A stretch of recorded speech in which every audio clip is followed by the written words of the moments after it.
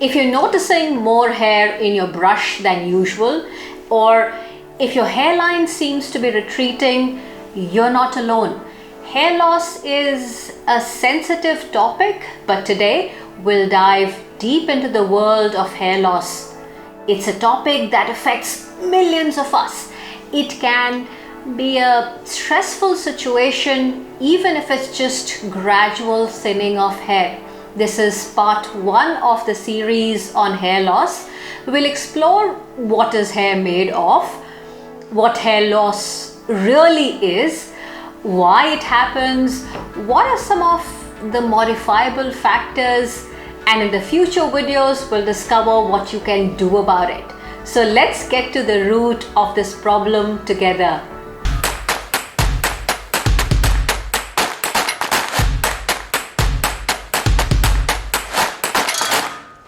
Hi everyone, my name is Aiena. I'm a flight attendant and a cabin crew trainer. Apart from travel, other topics that excite me are leadership, health and wellness. Welcome to this channel. Now, even before we talk about hair loss, let me briefly take you through the anatomy of hair in a simple language. Hair is actually a complex protein structure. The main protein that makes up hair is called keratin, which is also found in our nails and skin. The hair that you see above your skin is called the hair shaft. The hair root is in the skin and extends to the deeper layers of the skin. The hair root is surrounded by the hair follicle, which is also connected to a sebaceous gland that secretes sebum, and sebum is an oily substance that keeps your hair lubricated and even protected. Now, at the base of the hair root widens to a round hair bulb. New hair cells are constantly being made in the hair bulb. Now, the hair bulb is surrounded by blood vessels, which are actually supplying all the nutrients that your hair needs. That's all the scientific part. But as a funny note, do you know why do we get goosebumps? Well, each hair follicle is attached to a tiny muscle called arrector pili that can make your hair stand up. Many nerves end at these hair follicles. Now, because of physical factors such as cold weather or emotional reasons such as fear can quickly make those nerve endings pass on information to your hair follicles and make them stand up. Fascinating, right? Let's now talk about each hair strand. It has 3 layers: the cuticle, cortex and medulla. The cuticle is the outermost layer consisting of overlapping scales that protect the inner layers. The cortex is the middle layer, providing strength and elasticity to the hair, and the medulla, which is not always present in every hair strand, adds that extra support. But hair isn't just what makes us look good. It plays important roles such as protection, sensory input, and even regulation of body temperature. So how many phases are there in hair growth cycle? This will help us in understanding hair shedding and regrowth. Hair goes through 3 phases. Anagen is the active growth phase, which can last for years, around 2 to 6 years minimum. That's the reason why the hair on your head can grow so long.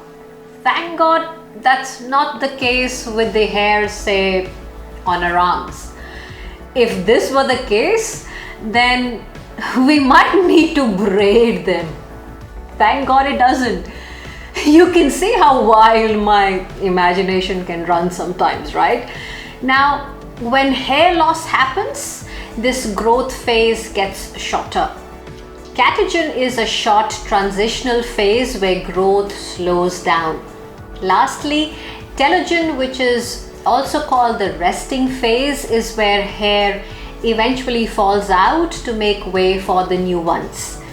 Understanding this cycle is crucial because disruptions in it can lead to hair loss.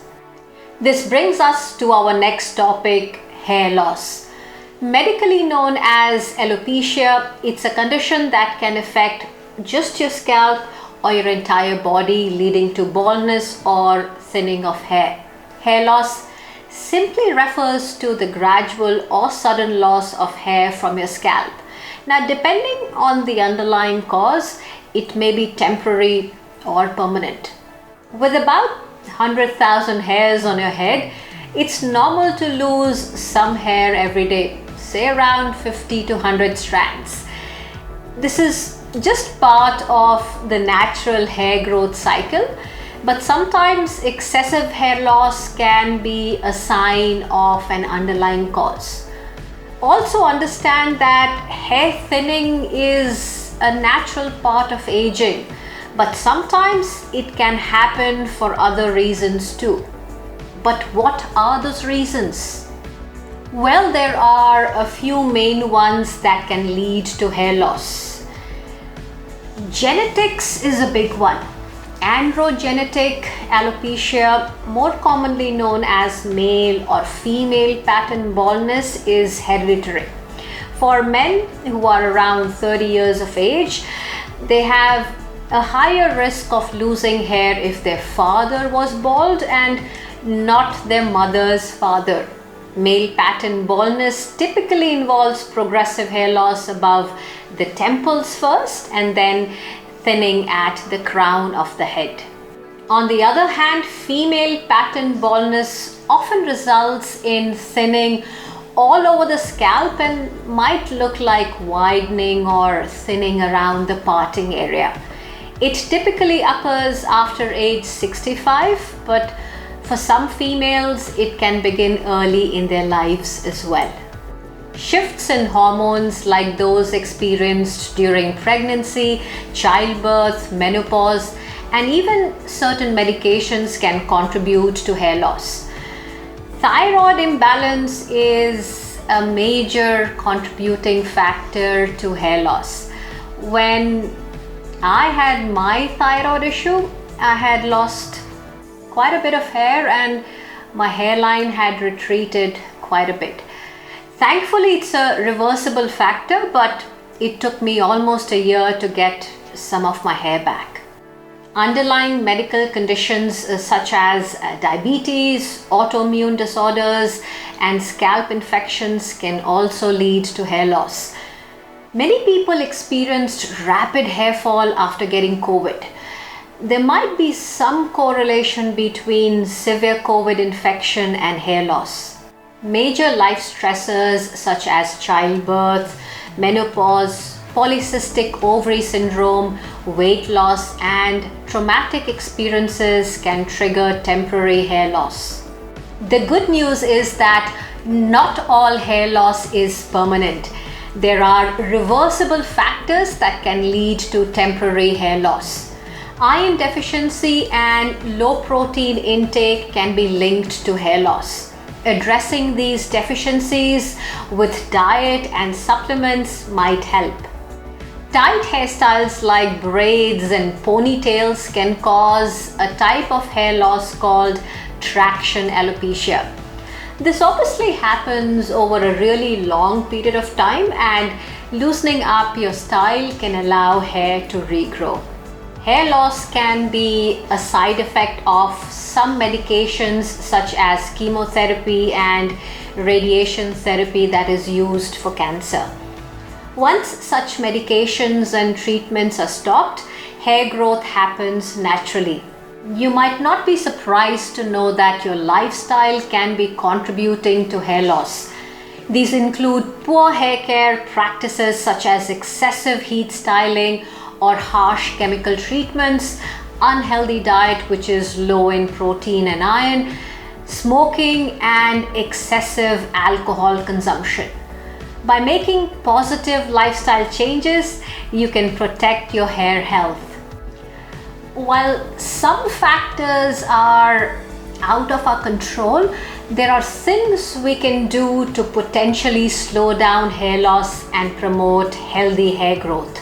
Eating a balanced diet rich in essential nutrients like vitamins A, C, D, E, iron and protein is key for overall hair health. We'll delve deep into it in one of the future videos. A gentle scalp massage with certain oils can improve circulation, and using a shampoo specifically formulated for fungal infection and hair loss might be beneficial. In one of the upcoming videos I'm really excited to share with you, we'll look into how they might be as good as some medications such as minoxidil. Stress management is a topic that is often not talked about, but chronic stress can wreak havoc on your hair. Techniques such as meditation or yoga can help. By addressing these modifiable issues, many people see their hair return to its normal fullness.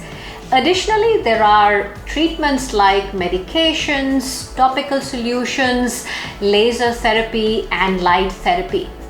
Hair transplant surgeries are available for those experiencing significant hair loss.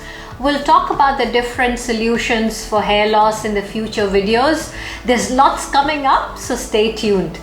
One thing that you must remember is that taking care of your hair and addressing any concerns early in that hair loss process can make a huge difference. So please don't ignore it. In the next part of this video series, we'll be exploring options for managing hair loss, from natural remedies to medical treatments, and also diet and supplements that we can take. Remember, hair loss is a common experience, but it's not something you have to face alone. There are options available. If you're concerned about your hair loss, it's always best to consult a dermatologist for a diagnosis and get a personalized treatment plan. If you found this video helpful, don't forget to like, share, and subscribe for more content on hair care and wellness. I'd also like to hear about your personal journey with hair loss and what helped you. It's time that we talked more about it and supported each other. On that note, till we meet again, Aina signing off, and may you have strong and healthy hair, as it's a sign of a healthy body.